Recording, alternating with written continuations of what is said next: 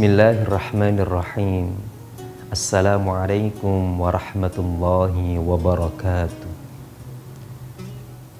Alhamdulillahi rabbil alamin. Wassalatu wassalamu ala sayyidil awwalin wal akhirin, nabiyina Muhammadin wa ala alihi wa ashabihi ajma'in, amma ba'd. Setia TV yang berbahagia dimanapun Anda berada, kembali kita mengaji dan mengkaji di program kesayangan kita, Titian. Allah Subhanahu wa ta'ala sebagai Rabbul Alamin, Tuhan semesta raya, memberikan sekian ayat tanda akan eksistensinya yang maha kuasa. Tanda atau ayat yang disajikan oleh Allah secara umum itu kan terklasifikasi menjadi dua. Ada yang berupa ayat qauliyah, yaitu Al-Quran dan kitab-kitab suci sebelum Al-Quran. Yang kedua itu ada ayat kauniyah. Ayat kauniyah itu ayat yang tidak tertulis tapi terhampar luas di semesta raya. Di dalam ayat qauliyah atau Al-Quran Al-Karim di surah Ar-Rum ayat 21, Allah berfirman, "Wa min ayatihi an khalaqalakum min anfusikum azwaja." Dan di antara ayat-ayat kauniyah, di antara tanda-tanda kebesaran Allah dalam semesta raya ini adalah menciptakan untukmu dari jenismu seorang pasangan hidup. Ayat kauniyah yang terhampar di semesta raya itu unlimited, tak terbatas. Tapi jika ada ayat kauniyah yang dipertegas oleh Allah di dalam kitab sucinya, termasuk Ar-Rum ayat 21 tadi, yang Allah pertegas adalah di antara tanda kebesaran Allah itu ya setiap kita itu tercipta berpasang-pasangan. Untuk apa? Lanjutannya ayat litaskunu ilaiha, supaya kalian itu anteng, sakinah, supaya nyaman. Litaskunu ilaiha.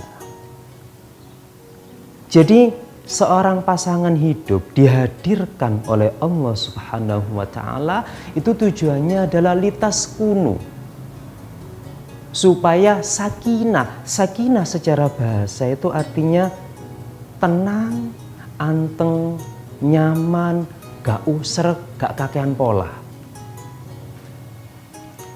Tujuan pasangan dihadirkan oleh Allah dalam surat Ar-Rum ayat 21 adalah supaya kita tenang. Itulah kalau kita membaca kisah ya. Dalam banyak kitab tafsir itu kan begitu Nabiullah Adam alaihissalam tercipta, beliau melakukan jelajah surga, dan beliau dapati semua hewan atau makhluk Allah yang sudah lebih dulu tercipta itu kok semuanya punya pasangan ya. Itu dicermati sama baginda Nabiullah Adam alaihissalam. Kok kabeh duwe pasangan yo? Sampai beliau terbersit dalam fikir idealnya. Belum sampai terlisankan, beliau kerentek idealnya itu Allah juga menciptakan untuk saya seorang pasangan. Belum sampai terlisankan, lalu Allah sudah langsung menghadirkan sosok ibunda Sayyidah Hawa radhiyallahu ta'ala anha. Surat An-Nisa ayat 1, Ya ayyuhan nasu taqu rabbakumul ladzi khalaqakum min nafsin wahidah wa khalaqa minha zaujaha. Tercipta ibunda Hawa sudah ideal sebagai penciptaan, sebagai makhluk baru. Statusnya Nabi Adam waktu itu kan makhluk baru. Setelah dihadirkan seorang pasangan, lengkapnya sudah. Jadi bolo, di antara Asmaul Husna itu ada yang namanya satu sifat Allah itu Al-Adlu. Al-Adlu itu artinya Allah itu bijak. Bijak di sini tuh luas sekali spektrumnya. Bijak dalam menyelaraskan seluruh tatanan alam semesta raya, termasuk ya berpasangan-pasangan itu. Nah, ini yang kemudian hari ini itu kita kenal dengan an-nikah atau nikah. Apa sih hukumnya menikah itu? Atau pendapat para ulama tentang nikah itu bagaimana? Jangan kemana-mana polo, tetap di Titian.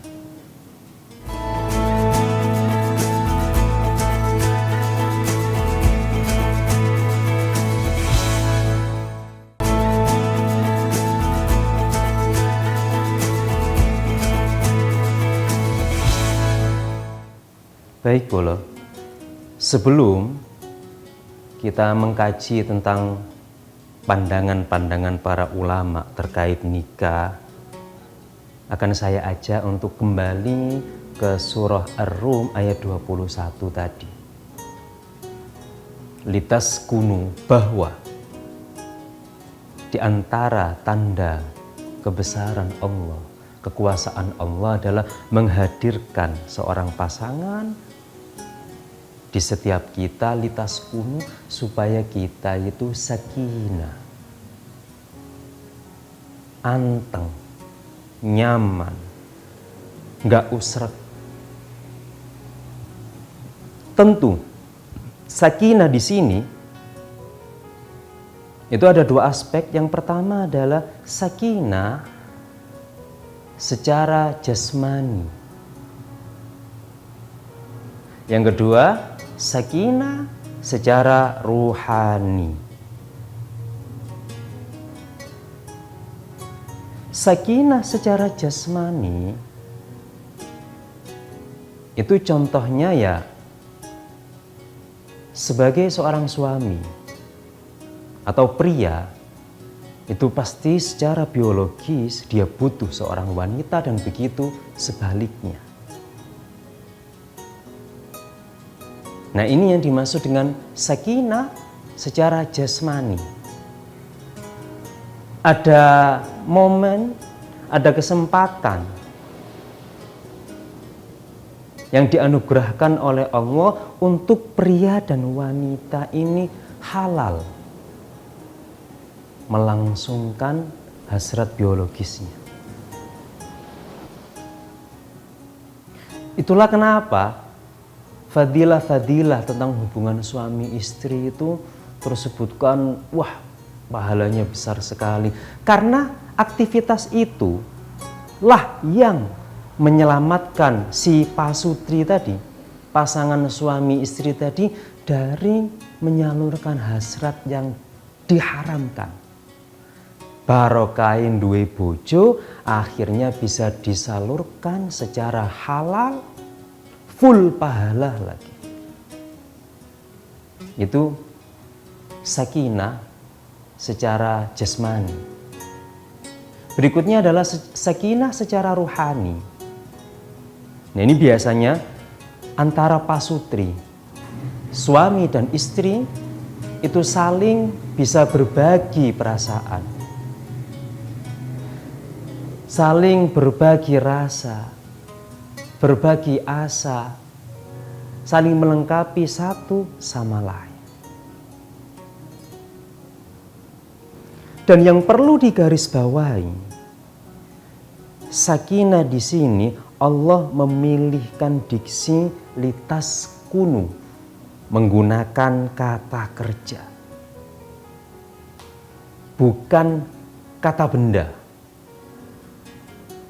Litaskunu itu kan kalau diterjemahkan itu kan supaya kalian itu bisa merasakan tenang. Ini kata kerja, merasa tenang. Rahasianya apa? Al-Quran tidak memilih kata lisakina, supaya tenang, tidak. Tidak memilih kata menggunakan kata benda tenang, tapi memilihkan kata dengan kata kerja. Artinya pula, dalam banyak kitab tafsir disebutkan untuk mempertahankan hubungan suami istri, rasa tenang nyaman itu harus selalu dan terus dibangun satu sama lain. Harus dibangun satu sama lain. Suami sadar betul posisinya sebagai suami, istri sadar betul posisinya sebagai seorang istri. Berproses. Itulah kenapa tidak ada konsep rumah tangga ideal, itu tidak ada. Maksud saya begini, setiap pasutri itu pasti punya metode sendiri, punya cara sendiri untuk membangun rumah tangganya itu yang pas, oke, sesuai yang diharapkan suami istri itu. Pas di pasutri yang satu belum tentu pas di pasutri yang lain.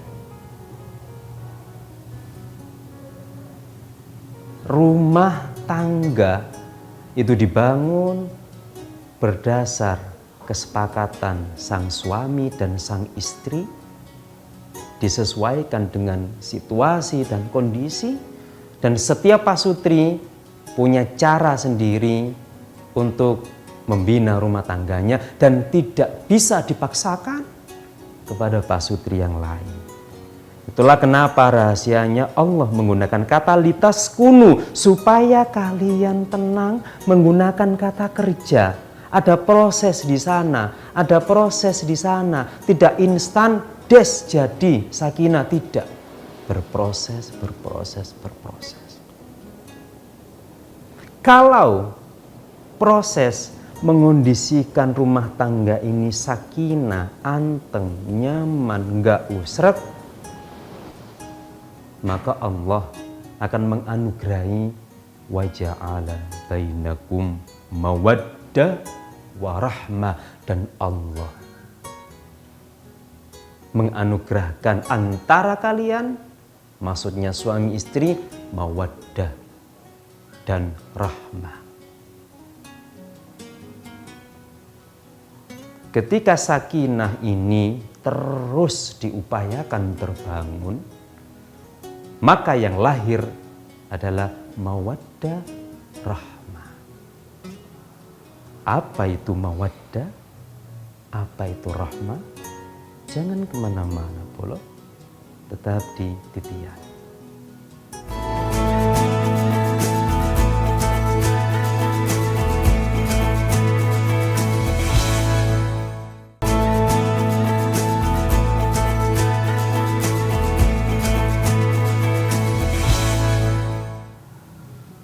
Kembali kita lanjutkan di program kesayangan kita, Titian. Jadi tadi rahasia Al-Quran menggunakan kata kerja, harus ada proses dari kedua belah pihak, baik sang suami dan sang istri, untuk menciptakan sakinah, ketenangan lahir dan ketenangan batin di antara keduanya. Jika itu dilakukan, maka Allah akan menganugerahi wa ja'ala bainakum mawaddah wa rahmah. Akan Allah anugerahkan mawaddah dan rahmah. Apa itu mawaddah? Apa itu rahmah? Kalau Imam Ar-Razi dalam tafsir beliau, mawaddah adalah mahabbah halata hajati nafsihi.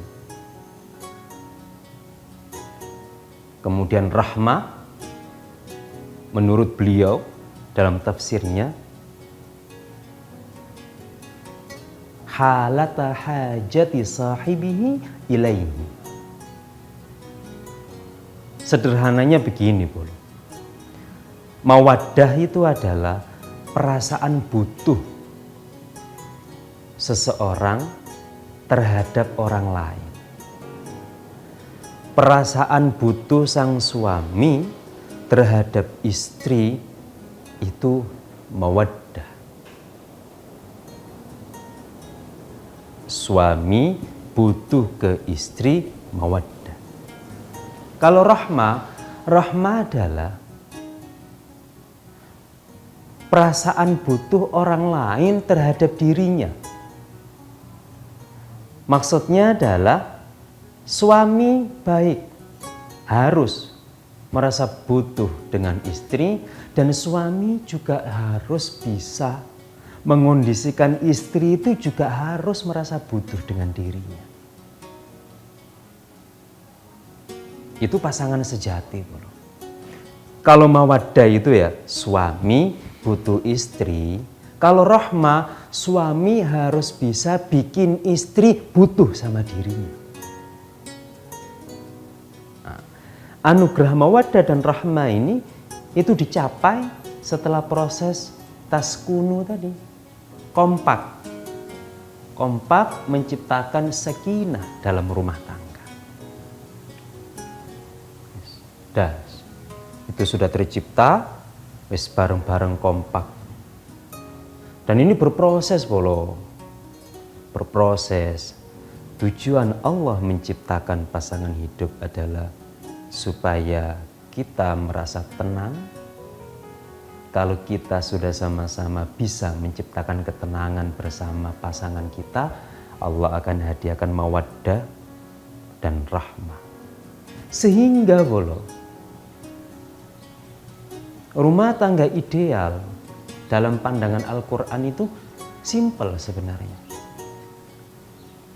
Ketika suami merasa butuh istri, pun istri juga merasa butuh suami. Dua hal itu.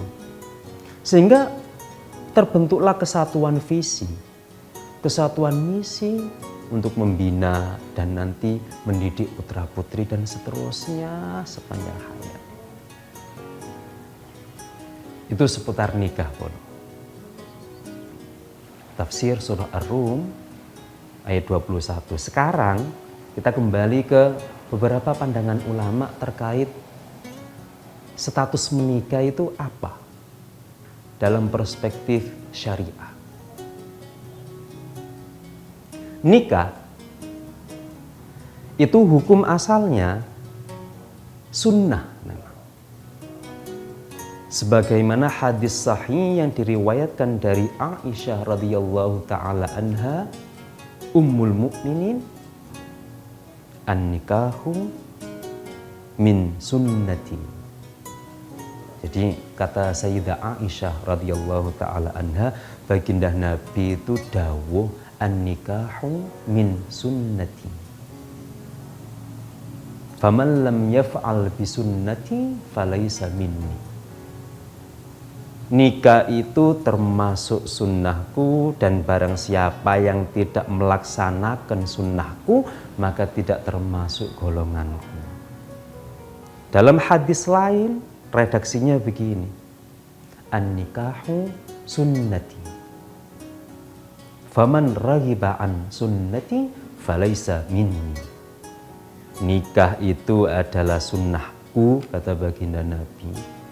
barang siapa yang tidak suka dengan sunnahku, maka tidak termasuk bagian dariku. Tentu hadis ini adalah motivasi betapa menikah itu sangat dianjurkan oleh baginda Nabi Sallallahu Alaihi Wasallam. Nah, menikah sendiri dalam perspektif syariah, meskipun hukum asalnya adalah sunnah, tetapi pada perkembangan di lapangan dia bisa situasional. Artinya hukum menikah itu bisa berubah-ubah bergantung situasi dan kondisi. Yang pertama, menurut para fuqaha, ulama-ulama kita pakar fikih, menikah itu wajib jika seorang pria sudah mampu secara nafkah, mandiri, berdikari, dan dia khawatir kalau tidak menikah pasti akan masuk zina. Ada seorang pria berkecukupan dan dia menduga dirinya itu menduga kuat kalau tidak menikah maka dia akan terjerumus ke dalam zina. Atau bukan menduga lagi, pasti ini kalau saya tidak menikah itu pasti pelariannya akan ke situ. Dalam situasi seperti ini, hukum menikah menjadi wajib. Yang kedua, hukum menikah itu juga bisa berubah menjadi haram. Haram itu ketika seseorang itu menduga kuat dirinya jika menikah tak mampu melaksanakan kewajiban sebagai kepala rumah tangga. Atau dia menduga kuat dirinya jika menikah nanti akan berlaku zalim terhadap keluarga nanti. Dalam kondisi seperti ini, bagi dia nikah haram. Kemudian ada makruh, kemudian ada sunnah dan seterusnya. Tapi kembali ke hukum asal boleh ya. Nikah itu ya opo itu bagian dari apa yang diteladankan oleh baginda Nabi Sallallahu Alaihi Wasallam.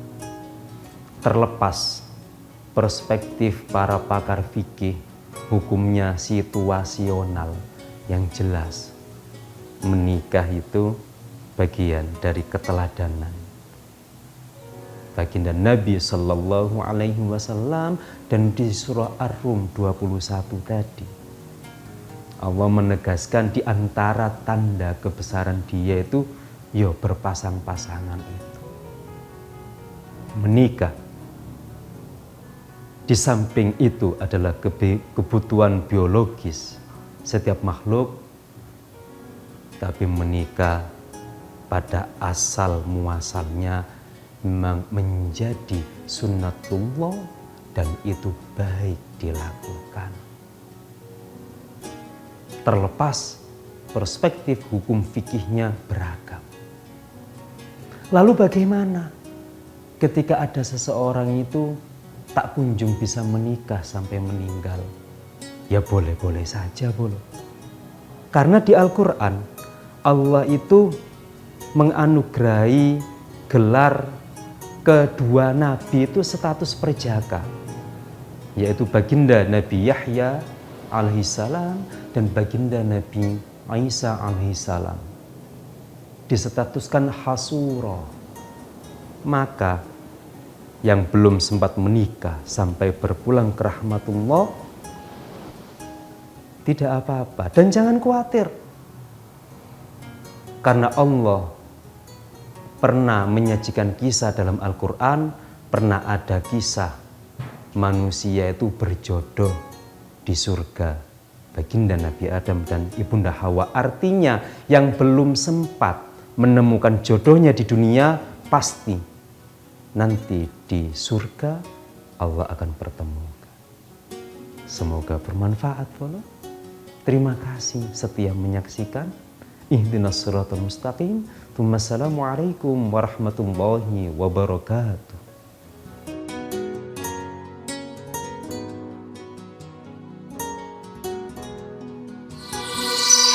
Arek TV.